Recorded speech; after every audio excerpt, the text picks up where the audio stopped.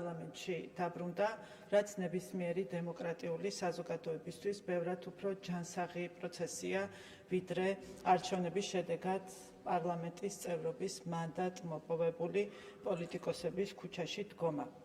შევეცდები ყველა თქვენს კითხვას შეძლებისდაგვარად ამომწურავი პასუხები გავსცე დროის შეზღუდვების გათვალისწინებით, ვიდრე შეკითხვებზე პასუხის გაცემას დავიწყებ ორიოდე სიტყვით, სურს აღნიშნო, რომ თქვენი კითხვების ნაწილი სწორედ იმ პროპაგანდისტული ნარატივის გაგრძელებაა და მცდელობაა, რომ ეს ნარატივი განამტკიცოთ ჩვენს საზოგადოებაში და ეს ნარატივი მხოლოდ და მხოლოდ ხშირ შემთხვევაში სიცრუეს ეფუძნება.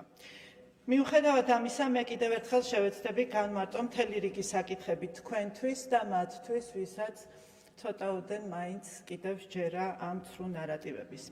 დასმულია 19 კითხვა, რამდენიმე საკითხს შეეხება ეს 19 კითხვა, შევეცდები თემების მიხედვით გაგცეთ პასუხები და ვთხოვთ ზომის თავმჯდომარეს დროის გაგრძელებას, ვინაიდან საკმაოდ მოცულობითი კითხვებია და შესაბამისად პასუხებიც საკმაოდ მოცულობითი იქნება და მოითხოვს გარკვეულ დროს. დავიწყებ ევროკავშირთან ურთიერთობების და გაფართოების პოლიტიკასთან დაკავშირებულ კითხვებზე პასუხებით. ტყუილია თითქოს ქართულმა ოცნებამ ცალმხრივი გადაწყვეტილებით ევროინტეგრაციის პროცესი 2028 წლამდე შეაჩერა.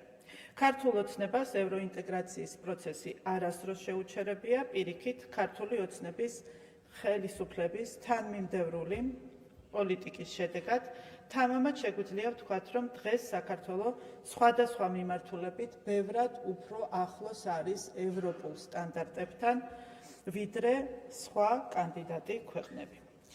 სწორედ ქართული ოცნების მმართველობის შედეგად საქართველოს ერთმნიშვნელოვნად უფრო დემოკრატიული და თვისობრივად განსხვავებული სახელმწიფოა დღეს, ვიდრე ის გახდათ 2012 წელს. 2014 წლიდან საქართველომ როგორც ევროკავშირის ასოცირებულმა პარტნიორმა ქვეყანამ, სწორედ ქართული ოცნების ხელისუფლების ძალისხმევით, ყველა მიმართულებით თვალსაჩინო პროგრესს მიაღწია, რომლის უარყოფაც თავად ძალიან კრიტიკულად განწყობილ ევროპულ ბიუროკრატიასაც კი მოუწია ამ პროგრესის აღიარება 2023 წელს, მაშინ, როდესაც წელიწად ნახევრის უსამართლო დაგვიანებით მიანიჭა ჩვენს ქვეყანას კანდიდატის სტატუსი თავისივე ანგარიშების და დასკვნების საფუძველზე. საქართველოს პროგრესის, რომლის უკან სწორედ ქართული ოცნების ხელისუფლება დგას, დასტურია ევროკომისიის ყველა ანგარიში, რაც კი 2025 წლამდე მომზადებულა ბრიუსელში და გამოქვეყნებულა. პოლიტიკური დიალოგი საქართველოსთან 2024 წელს ბრიუსელის გადაწყვეტილებით შეჩერდა და არა ქართული ოცნების, როგორც ეს თქვენს კითხვებშია წარმოჩენილი. შეგახსენებთ 2024 წლის 9 ივლისს თუ როგორ განგვიმარტა ევროკავშირის ელჩმა საქართველოში ბატონმა პაվել ჰერჩინსკიმ 2024 წლის 27 ივნისს ევროპული საბჭოს გადაწყვეტილება. მან განაცხადა, რომ ევროკავშირმა მიიღო გადაწყვეტილება საქართველოს ევროკავშირში გაწევრიანების პროცესის შეჩერების შესახებ, ციტირებ, სამწუხაროდ საქართველოს ევროკავშირში გაწევრიანების პროცესი ამჟამად გაჩერებულია. ეს ევროკავშირის ლიდერებმა ევროპული საბჭოს ბოლოს ხდომაზე გადაწყვიტეს. ევროკავშირში გაწევრიანება ჩვენთვის საქართველოს მოქალაქეთა დიდი ნაწილისთვის, დიდი უმრავლესობისთვის არის ჩვენს ისტორიაზე, კულტურაზე, იდენტობაზე დაფუძნებული მისწრაფება, რომელიც მიზნად ისახავს ჩვენი ქვეყნის უსაფრთხოებისა და კეთილდღეობისთვის საუკეთესო გარანტიების შექმნას. ჩვენთვის და ჩვენი საზოგადოების უდიდესი ნაწილისთვის ცხადია, თუ რას ემსახურებოდა და ემსახურება ეს განცხადებები მუქარა და შანტაჟი საქართველოს ევროპული პერსპექტივის კანდიდატის სტატუსის თუ ევროკავშირში წევრობის შესახებ. ამ საკითხებით მუდმივი მანიპულირება მხოლოდ და მხოლოდ აზიანებს ჩვენთვის ასეთ მნიშვნელოვან საკითხს და პროცესს. სწორედ ამიტომ 2024 წლის 28 ნოემბერს საქართველოს ხელისუფლებამ განაცხადა, ციტირებ განცხადებიდან, არავის მივცემთ საშუალებას დაგვტოვონ მუდმივი შანტაჟის და მანიპულაციის რეჟიმში, რაც ჩვენი ქვეყნის და საზოგადოებისთვის სრულიად შეურაცხყოფელია. შეგახსენებთ, რომ ამავე განცხადებით საქართველოს პრემიერ-მინისტრმა ირაკლი კობახიძემ ცალსახად განაცხადა, რომ ჩვენი სახელმწიფოებრივი ამოცანაა საქართველო 2030 წელს გახდეს ევროკავშირის წევრი ქვეყანა, რისთვისაც ძალისხმევას არ დავიშურებთ. 2030 წლისთვის საქართველო ყველა კანდიდატ ქვეყანაზე მეტად იქნება მზად ევროკავშირში გასაწევრიანებლად.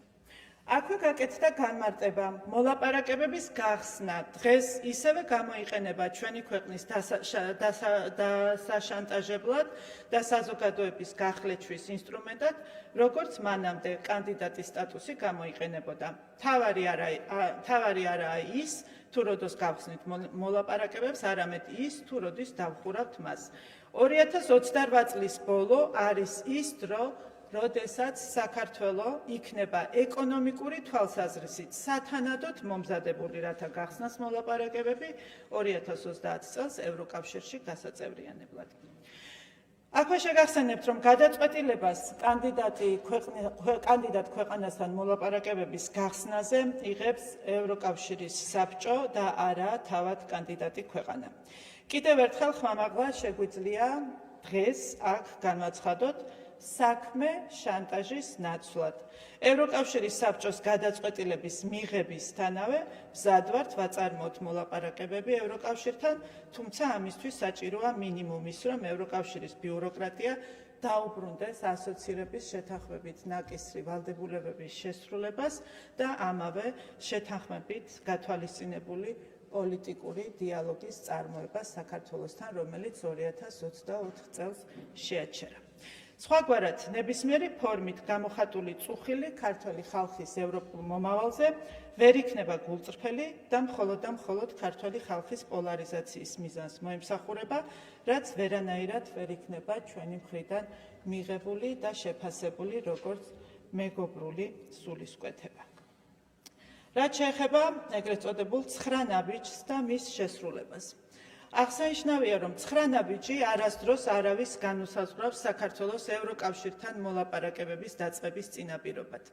დღეს 9 ნაბიჯიდან ბევრი დებულება უკვე არარელევანტურია საქართველოს ევროკავშირის ურთიერთობებისთვის. თუმცა, აქვე შეგახსენებთ, რომ 9 ნაბიჯის ფარგლებში გადადგმული კონკრეტული ნაბიჯების შესახებ ანგარიშები არაერთხელ მომზადებულა წარდგენილა ევროპული მხარისთვის, ამ ანგარიშების მოპოვება აქვე შეგიძლიათ ევროინტეგრაციის კომიტეტში, ამის შესახებ ინფორმაცია, როგორც გითხარით, ევროკომისიასაც მიეწოდებოდა, ასევე შეგიძლიათ იხილოთ 2024 წლის გაფართოების ანგარიში, რომელიც აფასებს საქართველოს ევროინტეგრაციის პროცესს. აღნიშნული ანგარიში იძლევა შესაძლებლობას გაკეთდეს საქართველოს, უკრაინის და მოლდოვის პროგრესის შედარებითი ანალიზი, მე აქ მაქვს ცხრილი, თუ არ გახსოვთ, შემიძლია გაგიზიაროთ, სადაც თვალნათლივ ჩანს, თუ ვინ სად არის პროგრესის მიხედვით და მიუხედავად იმისა, რომ საქართველოს ევროკომისიის მხრიდან ძალიან ხშირად გამოიყენება საქართველოს მიმართ ორმაგი სტანდარტები, განსაკუთრებულად მძაფრი კრიტიკული დამოკიდებულება ყველასთვის თვალშისაცემია, საქართველოს შეფასებაში მაინც თვალნათლივ ჩანს, თუ რამდენად წინ არის საქართველო სხვა კანდიდატ ქვეყნებთან შედარებით ევროკავშირში გაწევრიანების კრიტერიუმების დაკმაყოფილების თვალსაზრისით. სწორედ ამ პროგრესის მიჩქმალვის სურვილით აიხსნება ის ფაქტი, რომ 2025 წელს გაფართოების ანგარიშის მომზადებისას, ეს ის ანგარიშია, რომელიც თქვენ გქონდათ დღეს აქ წარმოდგენილი, ევროკომისიამ უარი თქვა საქართველოს შეფასებაზე ყველა იმ მიმართულებით, რომლითაც შესაძლოა ასახულიყო საქართველოს პროგრესი და სწორედ საქართველოს ასე ვთქვათ, ის მოწინავე პოზიციები, რაც საქართველოს აქვს სხვა კანდიდატ ქვეყნებთან შედარებაში. და ამით დამტკიცდებოდა, რომ საქართველო თუნდაც მოლაპარაკებების გასახსნელად ბევრად უფრო მზად არის, ვიდრე უკრაინა და მოლდოვა. სწორედ ამიტომ ევროკომისიამ ამ შემთხვევაში სულ სხვა თავისივე მეთოდოლოგიაზე თქვა რეალურად უარი და სულ სხვაგვარად მოამზადა ის ანგარიში. ჩვენ ამის თაობაზე 2025 წლის 4 ნოემბერს გავაკეთეთ განცხადება, თქვენ შეგიძლიათ იხილოთ საგარეო საქმეთა სამინისტროს განცხადება, სადაც ასახულია ჩვენი პოზიცია ამ ანგარიშთან დაკავშირებით. აქვე გაცნობებთ, რომ მომდევნო ანგარიშის მოსამზადებლად ჩვენ უკვე მუშაობთ მასალების წარსადგენად და კითხვებზე პასუხების გასაცემად, იმისათვის, რომ ევროკომისიას ჰქონდეს შეფასების შესაძლებლობები და ამ ანგარიშთან ერთად ჩვენ ვაპირებთ, რომ ჩვენი შენიშვნები და კომენტარები, რაც გაკეთდა სხვადასხვა უწყებების მხრიდან 2025 წლის გაფართოების ანგარიშთან დაკავშირებით, ასევე წარუდგინოთ ევროკომისიას იმისათვის, რომ უპასუხოდ არ დარჩეს ის საკითხები, რაც უსამართლოდ იქნა შეფასებული 2025 წლის ანგარიში, თუ შეიძლება ამას საერთოდ შეფასება ვუწოდოთ. ერთადერთი საკითხი, რომელსაც აქ შევეხები, როგორც ჩვენთვის პრობლემურ თემას ევროკომისიის შეფასების კონტექსტში, რომელიც ხშირად ჟღერდება და მომავალშიც გაჟღერდება, ეს გახლავთ ევროკავშირის საგარეო და უსაფრთხოების პოლიტიკასთან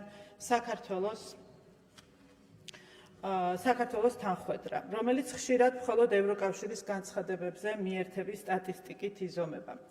ჩვენი ქვეყნის გეოპოლიტიკური მდებარეობის, რუსეთის მიერ ჩვენი ორი რეგიონის ოკუპაციიდან გამომდინარე, უსაფრთხოების გამოწვევების გათვალისწინებით, ჩვენ გვმართებს გამორჩეული სიფრთხილე ნებისმიერი პროცესის შეფასების და მით უმეტეს კონკრეტული საგარეო პოლიტიკური ნაბიჯების გადადგმის დროს. ჩვენ ვერასდროს დავუშვებთ, რომ უბრალო სტატისტიკის გაუმჯობესების სურვილით დამატებითი საფრთხე შევუქმნათ ჩვენს ეროვნულ ინტერესებს. შესაბამისად, საქართველო, ვიდრე ის არ გახდება ევროკავშირის სრულფასოვანი წევრი, საქართველოს გაუჭირდება ევროკავშირის საგარეო პოლიტიკასთან სრულ თანხმედრაში ყოფნა. ცხრა ნაბიჯის კონტექსტში აუცილებლად უნდა აღინიშნოს, რომ ის ასევე ეხებოდა საქართველოს პარლამენტში ოპოზიციის ჩართულობას. მასში საუბარი იყო არჩევნებზე.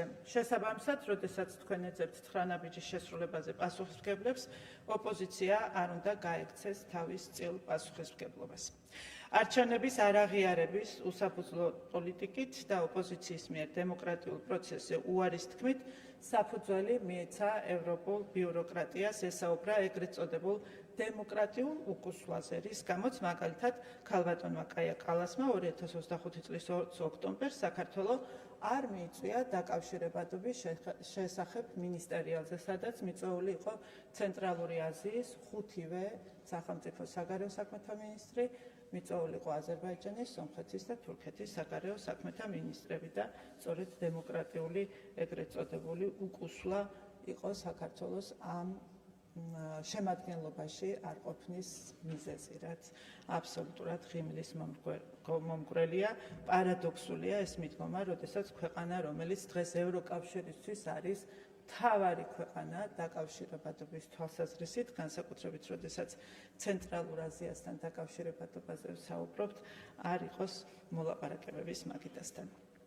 რაც შეეხება უსამართლო მიდგომებს, ამასთან დაკავშირებითაც გქონდათ კითხვები, სამწუხაროდ უკვე იმდენია ასეთი ევროკავშირის ბიუროკრატიის მხრიდან, რომ მათი სრულად ჩამოთვლა ძალიან მძიმე სურათს ქმნის, ამიტომ მე მხოლოდ მსხვილ თემებს შევეხები, რომელიც ყველაზე ნათლად ასახავს საქართველოსთან დამოკიდებულების უსამართლობას. ევროკავშირის წევრობის კანდიდატის სტატუსის მინიჭებაზე უარი 2022 წელს ივნისში, მაშინ, როდესაც უკრაინას და მოლდოვას მიენიჭა კანდიდატის სტატუსი, იყო უსამართლო. ამ უსამართლო გადაწყვეტილების ერთადერთი შედეგი გახლდათ ის, რომ ეს გამოყენებული იქნა საქართველოში საზოგადოების კიდევ უფრო პოლარიზებისთვის და პოლიტიკური პროცესების რადიკალიზაციის მიზნებისთვის. 2022 წელს არ არსებობდა არანაირი გეოპოლიტიკური თუ პრაქტიკული საფუძველი, რაც გაამართლებდა ამ უსამართლო გადაწყვეტილებას საქართველოსთან მიმართებაში. ევროკავშირის გადაწყვეტილების უსამართლობა მაშინვე რომ ცხადად არ გამოჩენილიყო, ევროკომისიამ 2022 წლის ივნისში არ გამოაქვეყნა თავისივე პროცედურებით გათვალისწინებული ანალიტიკური ანგარიში, რომელსაც პოლიტიკური გადაწყვეტილება უნდა დაფუძნებოდა. ანგარიში გამოქვეყნდა რამდენიმე თვის დაგვიანებით, შეგახსენებთ 2023 წლის 2 თებერვალს, სადაც ამ გადაწყვეტილების უსამართლობა უკვე დოკუმენტურად იქნა წარმოჩენილი და ყველას შეეძლო ენახა თუ რამდენად წინ იყო უარნათქვამი საქართველო უკრაინასთან და მოლდოვასთან შედარებით, რომელსაც მიანიჭეს კანდიდატის სტატუსი. ევროპარლამენტის რეზოლუციები არის უსამართლო დამოკიდებულების თვალსაჩინო მაგალითი. 2022 წლიდან მოყოლებული საქართველოს შესახებ ევროპარლამენტმა მიიღო 10 ტენდენციური და სრულიად უსამართლო რეზოლუცია, რომლებიც ცდება საღაზრს და ობიექტურობის მინიმალურ ნიშნულს. პოლიტიკური დიალოგის შეჩერების შესახებ განცხადებაც უსამართლობა გახლავთ მაშინ, როდესაც ევროკავშირი პოლიტიკურ დიალოგს აწარმოებს ყველასთან, ყველანაირი პოლიტიკური წყობის, მისწრაფების თუ განწყობების სახელმწიფოებთან. საქართველოსთან გაბუტვის პოლიტიკა უსამართლობაა და ასევე საღაზრს მოკლებულია მით უმეტეს მაშინ, როდესაც აცხადებ, რომ ქართული ხალხის ევროპულ მისწრაფებებზე შეგტყივა გული. ისიც უნდა ითქვას, რომ ევროკავშირის ბიუროკრატიის ამგვარი დამოკიდებულება წინააღმდეგობაში მოდის ასოცირების შეთანხმებასთან, რომელიც ასევე მოიცავს საქართველოსთან სხვადასხვა მიმართულებით პოლიტიკური დიალოგის წარმოების ვალდებულებას. ამ უსამართლო გადაწყვეტილების შედეგად საქართველოს ევროკავშირის ასოცირების საბჭოს, ასოცირების კომიტეტების თუ ქვეკომიტეტების არც ერთი შეხვედრა აღარ ჩატარებულა. ბოლოს ასოცირების საბჭოს შეხვედრა 2024 წლის 20 თებერვალს გაიმართა, მიუხედავად იმისა, რომ ქართულ მხარეს არასდროს განუცხადებია უარი ევროკავშირთან დიალოგზე. უფრო მეტიც, მაშინ, როდესაც დავინახეთ შესაძლებლობა ადამიანის უფლებების შესახებ დიალოგი გამოგვეყენებინა ევროკავშირსა და საქართველოს შორის დიალოგის განახლებისთვის, ეს ხომ ის საკითხებია, რომელზეც ძალიან ხშირად აპელირებს ევროკავშირის მხარე, როგორც დიალოგის შეწყვეტის საფუძველზე, თქვენს ახსენეთ ეს, გულწრფელად იყო შეთავაზება, რომ სწორედ ამ საკითხებზე საქართველოსთან ჩატარებულიყო ადამიანის უფლებების შესახებ დიალოგი. ქართული ოცნების ხელისუფლება სრულიად მზად იყო ამ დიალოგის წარმოებისთვის, თუმცა ისევ და ისევ ეს საკითხიც ევროკავშირის მხრიდან გამოყენებულ იქნა მხოლოდ და მხოლოდ მანიპულაციისთვის.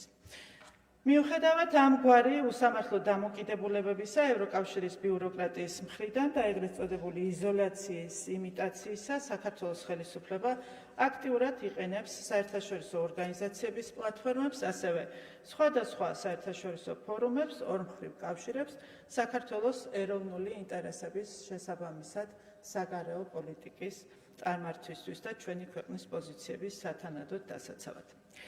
გადაწყვეტილება დიპლომატიური პასპორტების მფლობელებისთვის უვიზო მიმოსვლის შეჩერების შესახებ.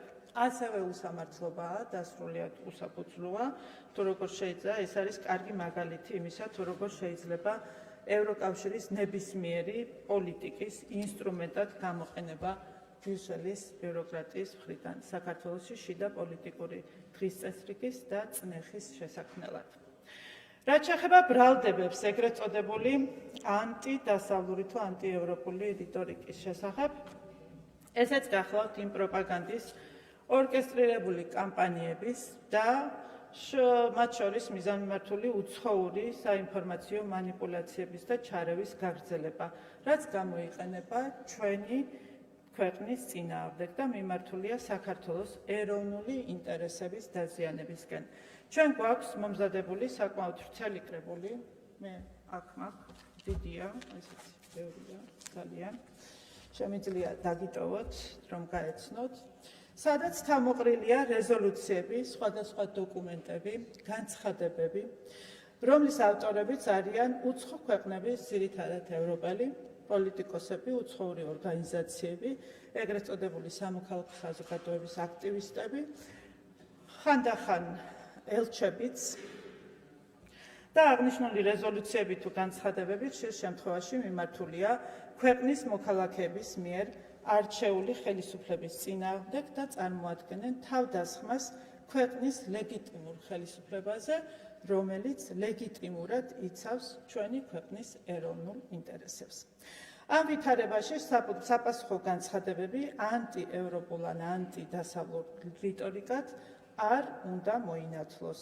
ვერ ნახავთ ვერც ერთ ოფიციალურ განცხადებას, რომელსაც შეიძლება მიეცეს ამგვარი კვალიფიკაცია. 2024-25 წლებში განხორციელებული საკანონმდებლო ცვლილებების შედეგად პროექტების შეჩერებასთან დაკავშირებით ჰქონდათ შეკითხვა. ამასთან პასუხად თამამად შეიძლება ითქვას, რომ საქართველოს პარლამენტის მიერ 2024-25 წლებში მიღებულ კანონებს და რეგულაციებს, რომლებიც მიზნად ისახავდნენ უცხოური ჩარევების პრევენციას პოლიტიკაში და უცხოური გავლენის გამჭვირვალობას, არც ერთი პროექტი არ შეუჩერებია ან გაუუქმებია.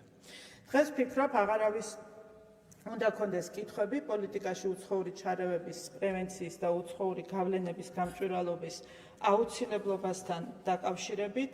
დღეს თვალნათლივ ჩანს, თუ რამდენად უკავშირდება ყოველივე ეს ჩვენი ქვეყნის უსაფრთხოებას და ჩვენი ქვეყნის სტაბილურობას. სტატისტიკა მოწმობს, თუ როგორია კანონების აღსრულებასთან დაკავშირებით საქართველოს მთავრობის დამოკიდებულება. 2025 წლის 16 აპრილიდან 2025 წლის 26 წლის 8 აპრილის ჩათვლით მთავრობის ადმინისტრაციაში წარდგენილი განცხადებებიდან გადაწყვეტილება მიღებულია 165 საგრანტო განცხადებასთან დაკავშირებით. დადებითი რეკომენდაციის მაჩვენებელი არის 95%-ზე მეტი. აქედან შეიძლება იმსჯელოთ, თუ როგორია საქართველოს მთავრობის დამოკიდებულება პროექტების განხორციელებასთან დაკავშირებით. შეგვიძლია თამამად ვთქვათ, რომ არც ერთ პროექტზე, რომელიც საქართველოს ეროვნული ინტერესების წინააღმდეგ არ იყო, არ თქმულა უარი. 95%-ზე მეტი აქ საუბარი არის დაახლოებით 47 მილიონი ლარის ოდენობის პროექტებზე და შესაბამისად ეს სტატისტიკა ყველაფერს პასუხობს და ცხადია, თუ რასთან გვაქვს საქმე. აქაც უნდა აღვნიშნოთ, რომ განცხადებები, რომელიც ჩვენ გასული წლის განმავლობაში გვეცნობდა პროგრამების შეწყვეტის შესახებ, იქცა ერთგვარ პოლიტიკურ ინსტრუმენტად გარკვეული აქტორების მხრიდან, მაშინ როდესაც არც ერთ პროექტს, რომელიც წინააღმდეგობაში არ მოდის ჩვენი ქვეყნის ეროვნულ ინტერესებთან, არ მიუღია უარი განხორციელებაზე.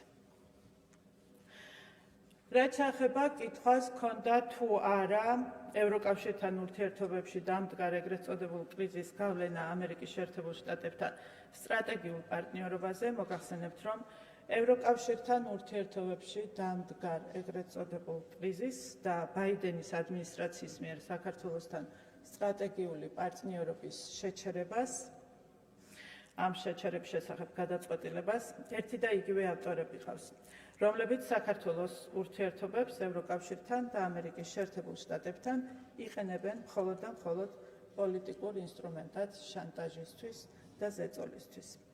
იმედის მომცემია ამერიკის შეერთებულ შტატებში პრეზიდენტ დონალდ ტრამპის ადმინისტრაციის მიდგომები ყველა იმ საკითხთან დაკავშირებით, რამაც საქართველოსა და ამერიკის შეერთებულ შტატებს შორის ურთიერთობებში ერთგვარი უკუსვლა გამოიწვია და იმედი გვაქვს, რომ ეს მიდგომები პოზიტიურად აისახება საქართველოსა და ამერიკის შეერთებულ შტატებს შორის ურთიერთობების გადატვირთვის პროცესში. რაც შეეხება კითხვას უკვე რუსეთ-საქართველოს კონფლიქტთან დაკავშირებით, ძალის არ გამოყენების ხელშეკრულების ხელმოწერის საკითხზე. კიდევ ერთხელ შეგახსენებთ, რომ ამ საკითხზე საქართველოს პოზიცია არის ძალიან კაფიო, თანმიმდევრული და ურყევი და ეს პოზიცია ეფუძნება საერთაშორისო სამართლის ფუნდამენტურ ნორმებს, პრინციპებს, მათ შორის გაეროს წესდებას და ჰელსინკის დასკვნით აქტს. რუსეთის მიერ ძალის არ გამოყენების ვალდებულების დადასტურება და შესრულება წარმოადგენს ჟენევის საერთაშორისო მოლაპარაკებების ერთ-ერთ მნიშვნელოვან საკითხს, რასაც საქართველოს დელეგაცია მუდმივად სვამს ყოველი რაუნდის ფარგლებში და აქტიურად და თანმიმდევრულად მსჯელობს ამ საკითხზე, სწორედ ჟენევის საერთაშორისო მოლაპარაკებების ფარგლებში. ზოგადად, საქართველოს ხელისუფლებას აქვს გაცხადებული კონფლიქტის მშვიდობიანი დარეგულირების პოლიტიკა, რასაც მიყვება და ახორციელებს და ამასთან ყველაფერი კეთდება აღნიშნული საკითხის საერთაშორისო თხის წესრიგში შენარჩუნებისთვის. დამერწმუნეთ, ეს არ არის მარტივი გლობალურად მიმდინარე პროცესების ფონზე და მოითხოვს ყოველდღიურ მუშაობას დიპლომატიური სამსახურის მიერ. ამ კონტექსტში უნდა აღინიშნოს ისიც, რომ რუსეთის უკანონო ქმედებებთან დაკავშირებით საერთაშორისო საზოგადოების ინფორმირებისა და რეაგირებისთვის ყოველთვის ხდება არსებული საერთაშორისო მექანიზმების და ინსტრუმენტების გამოყენება. კონკრეტულად, სოხუმის აეროპორტის საკითხზე გქონდათ კითხვა სამოქალაქო ავიაციის საერთაშორისო ორგანიზაციას 2025 წლის 20 თებერვალს გაეგზავნა შესაბამისი ნოტა, სადაც აღნიშნულია, რომ ოკუპირებულ აფხაზეთში საქართველოს მთავრობის ნებართვის გარეშე განხორციელებული ფრენები უკანონოა და ხორციელდება საერთაშორისო სამართლის ნორმების დარღვევით. საქართველოს დიპლომატიური სამსახური მუდმივად აგრძელებს მუშაობას ყველა საერთაშორისო ორგანიზაციასთან, რომლის ფარგლებშიც შესაძლებლობა გვაქვს რაიმე ინსტრუმენტი გამოვიყენოთ ჩვენი გაცხადებული მიზნის კონფლიქტის მშვიდობიანი დარეგულირების მისაღწევად. ზოგადად, თავად ოკუპაცია არის უკანონო ქმედება, საერთაშორისო ნორმების დარღვევა და შესაბამისად ყველაფერი, რაც მის ფარგლებში ხორციელდება, უნდა შეფასდეს უკანონო ქმედებად და ეს ასეც ხდება ხოლმე. საქართველოს ხელისუფლების დამოკიდებულება კარგად ჩანს საერთაშორისო სასამართლოების 2021-25 წლების გადაწყვეტილებებში. ჩვენი საერთაშორისო სამართლებრივი ბრძოლის შედეგები, რომლითაც სამართლებრივად ვამტკიცებთ ჩვენს პოზიციებს რუსეთის ფედერაციის წინააღმდეგ საქართველოს რეგიონების უკანონო ოკუპაციასთან დაკავშირებით. ამ მოცემულებაში, როდესაც საქართველოს ტერიტორიები რუსეთის ფედერაციის მიერ არის ოკუპირებული, სარკინიგზო მიმოსვლისა თუ დიპლომატიური ურთიერთობების აღდგენის საკითხზე საუბარი ვერ იქნება. ასევე არარელევანტურია საუბარი ნეიტრალიტეტის საკითხთან დაკავშირებით, რომელთანაც ჰქონდათ ასევე კითხვები. რაც შეეხება საერთაშორისო სანქციების რეჟიმების იმპლემენტაციის საკითხზე დასმულ კითხვებს, მოგახსენებთ, რომ საქართველოს ხელისუფლებამ, როგორც კი სანქციების რეჟიმები იქნა ამოქმედებული, მყისიერად მიიღო ყველა საჭირო ზომა იმისათვის, რომ საქართველოს ტერიტორია არ ყოფილიყო გამოყენებული სანქციების რეჟიმების გვერდისავლისთვის და ამ დრომდე წარმატებით ასრულებს ამ პოლიტიკას. 2023 წლის ივნისში მოგეხსენებათ, რომ საქართველოს სტუმრობდნენ ამერიკის შეერთებული შტატების, ევროკავშირის და დიდი ბრიტანეთის წარმომადგენლები, რომლებიც მუშაობენ სანქციების საკითხებზე და ჩვენ მათთან გვქონდა საკმაოდ ინტენსიური დიალოგი, გავაცანით ყველა ის მექანიზმი, რაც საქართველოს ჰქონდა იმ დროისთვის შემუშავებული, რომელიც დღემდე ძალიან ეფექტიანად მუშაობს და შესაბამისად სწორედ ამ მექანიზმების ფარგლებში რეგულარულად ხდება ინფორმაციის გაცვლა ევროპულ მხარესთან სანქციების შესრულებასთან დაკავშირებით. აღსანიშნავია ასევე ევროკავშირის სპეციალურ წარმომადგენელთან, ბატონ ოსალივალთან რეგულარული კომუნიკაცია. ეს წერილები არაერთხელ გაგვისაჯაროებია, თქვენ შეგიძლიათ ნახოთ ევროკავშირის მხარე, როდესაც ახალი სანქციების პაკეტი არის ხოლმე შემოღებული, აცნობებს ქართულ მხარეს და ქართული მხარეც ყველა შესაბამის ზომას ატარებს იმისათვის, რომ კიდევ ერთხელ ვაჩვენოთ, რომ საქართველოს ტერიტორია არ იქნება სანქციების გვერდისავლისთვის გამოყენებული. დღემდე არ არსებობს არც ერთი ფაქტი ამის დამადასტურებელი, რომ საქართველოს ტერიტორიის გავლით რაიმე დაშავდა, მიუხედავად ამისა, მუდმივად გვესმის სპეკულაციები ამ თემაზე, რაც ძალიან სამწუხაროა. თუ ციფრები გაინტერესებთ, შემიძლია გითხრათ, რომ საქართველოს საბაჟო საზღვრებზე დაფიქსირდა სანქცირებული ტვირთის უკან დაბრუნების და საბაჟო პროცედურების განხორციელებაზე უარის თქმის 2777 შემთხვევა, ასევე რეგისტრაციის ეკონომიკურ ზონებში საქონლის ექსპორტზე და რეექსპორტზე უარის თქმის 1950-ზე მეტი შემთხვევა. დღეისთვის ასეთი მონაცემები გვაქვს. 2022 წლიდან სანქციებთან დაკავშირებული საფუძვლით 61 გემს ეთქვა უარი საქართველოს პორტებში შემოსვლაზე. მიუხედავად ამისა, ამ ციფრებისა და ამ ძალისხმევისა, მიუხედავად იმისა, რომ საქართველოს კედილსინდისიერად ასრულებს სანქციების რეჟიმს, არ წყდება ამ თემით ისევ და ისევ სპეკულაციები და აღნიშნული საკითხის გამოყენება საქართველოს წინააღმდეგ. მიუხედავად იმისა, რომ საქციების გვერდისავლის არც ერთი ფაქტი არ დაფიქსირებულა საქართველოს ტერიტორიის გამოყენებით, რეგულარულად ხორციელდება შეტევები საქართველოზე, როგორც ქვეყნის შიგნით მოქმედი სატელიტების, ასევე ქვეყნის გარე ძალების მიერ. ეს ფაქტიც მოწმობს იმაზე, რომ ჩვენი ქვეყანა არის გარკვეული ძალების სამიზნე, რომლებიც არიშულებენ ძალისხმევას, საფრთხე შეუქმნან ჩვენი ქვეყნის ეროვნულ ინტერესებს, ჩვენ ქვეყანაში მშვიდობას და უსაფრთხოებას და ნებისმიერი საკითხი გამოიყენონ ამ მიზნების მისაღწევად.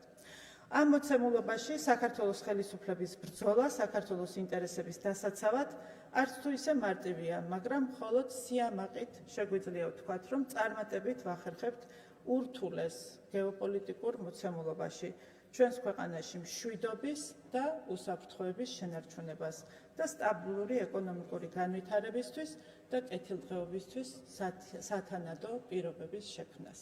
კიდევ ერთხელ მადლობას მოგახსენებთ თქვენი კითხვებისთვის, იმედი მაქვს აუნწურავად უპასუხე თქვენს მიერ დასმულ კითხვებს, აქვე გამოვხატავ მზადყოფნას ნებისმიერ დროს, როცა საჭირო იქნება დისკუსია ნებისმიერ ჩვენი ქვეყნისთვის მნიშვნელოვან საკითხზე, მზად ვარ გეწვიოთ და გიპასუხოთ კითხვებზე. მადლობა.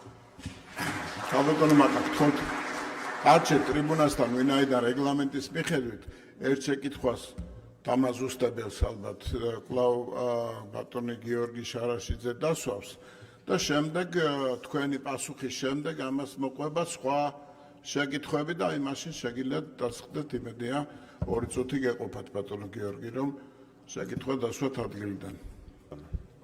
კი ბატონო, მადლობა. ნუ რა გითხრათ, დიდი გაგახაროთ თქვია ამ თქვენს გამოსვლას ქალბატონო მაკა. რაც შეეხება დამაზუსტებელ კითხვებს.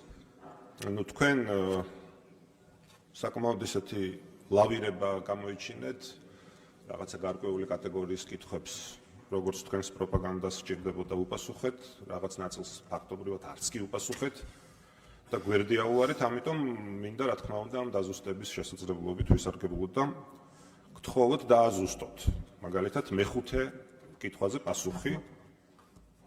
რა კონკრეტული ქმედებები განახორციელეთ თქვენ პირადად, ანუ საქართველოს საგარეო საქმეთა სამინისტროს გულისხმობ 2025 წლის 4 ნოემბრის შემდეგ, როდესაც ეს ანგარიში, რომელიც მე გაჩვენეთ და თქვენ იცნობთ იმედია, გამოაქვეყნა ევროკომისია. კონკრეტულ ქმედებებს